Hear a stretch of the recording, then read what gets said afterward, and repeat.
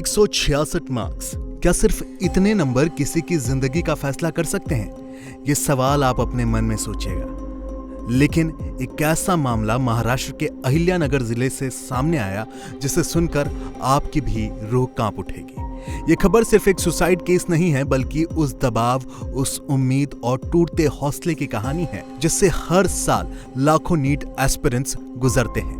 अहिल्यानगर के करजत तहसील के जलालपुर गांव में रहने वाली अंकिता सांगले ने रविवार को अपने ही घर में फांसी लगाकर आत्महत्या कर ली। शुरुआती जांच और परिवार के दावों के मुताबिक वो नीट री एग्जाम में मिले 166 मार्क्स से बेहद निराश थी। पुलिस ने एक्सीडेंटल डेथ का मामला दर्ज कर जांच शुरू कर दी है। वहीं इस घटना ने एक बार फिर कॉम्पिटिटिव एग्जाम्स के दबाव और छात्रों की मेंटल हेल्थ पर गंभीर सवाल खड़े कर दिए हैं। पढ़ाई के कमरे से आई मौत की खबर। जी हां, आपको बता दें कि परिवार के मुताबिक अंकिता को पढ़ाई के लिए घर में अलग से कमरा दिया गया था। रविवार को भी वो उसी कमरे में पढ़ाई करने गई थी। काफी देर तक जब कमरे से कोई आवाज नहीं आई तो परिजनों को चिंता हुई। दरवाजा खोलने पर जो दृश्य सामने था, जो मंजर उन्होंने अपनी आंखों के सामने देखा, उसने पूरे परिवार को झकझोर दिया। अंकिता फंदे से लटकी हुई मिली। आनन फानन में पुलिस को सूचना दी गई। करजत पुलिस मौके पर पहुंची और पंचनामा करने के बाद शव को पोस्टमार्टम के लिए भेज दिया। पुलिस ने एक्सीडेंटल डेथ रिपोर्ट यानी कि एडीआर दर्ज कर मामले की जांच शुरू कर दी है। परिवार का दावा, कम नंबर बने वजह। परिवार का कहना है कि अंकिता को नीट री एग्जाम में सिर्फ 167 मार्क्स मिले थे। उससे उम्मीद थी कि उसे इससे कहीं बेहतर नंबर आएंगे।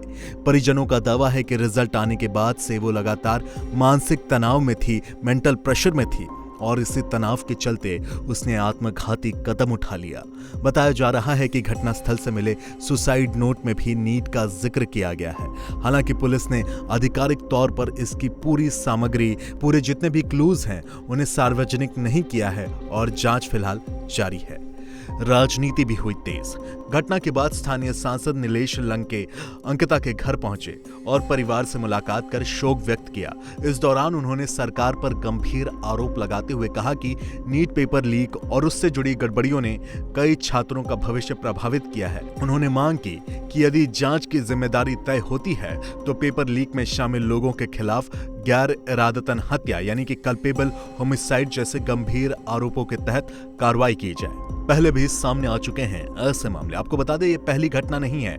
मई 2026 में भी एक छात्रा जो नीट की तैयारी कर रही थी, उसने आत्महत्या कर ली थी। उसके पिता ने दावा किया था कि परीक्षा रद्द होने और उससे जुड़े तनाव के बाद वो गहरे डिप्रेशन में चली गई थी। लगातार सामने आ रहे ऐसे मामले इस बात की ओर इशारा करते हैं कि कॉम्पिटिटिव एग्जाम्स का दबाव कई छात्रों के लिए मानसिक रूप से बेहद भारी साबित हो रहा है। जांच जारी, कारणों की पुष्टि बाकी। आपको बता दें कि फिलहाल पुलिस सभी पहलुओं से मामले की जांच कर रही है। आत्महत्या के पीछे वास्तविक कारणों की पुष्टि जांच पूरी होने के बाद ही की जाएगी। परिवार ने कम नंबर और मानसिक तनाव को वजह बताया है, जबकि राजनीतिक स्तर पर नीट पेपर लीक को लेकर भी सवाल उठाए जा रहे हैं। इन दावों की आधिकारिक पुष्टि फिलहाल जांच के बाद ही संभव होगी। इस पूरे मामले पर आप क्या सोचते हैं? आप हमें कमेंट सेक्शन में कमेंट कर जरूर बताएं और बने रहें इंडिया टीवी के साथ।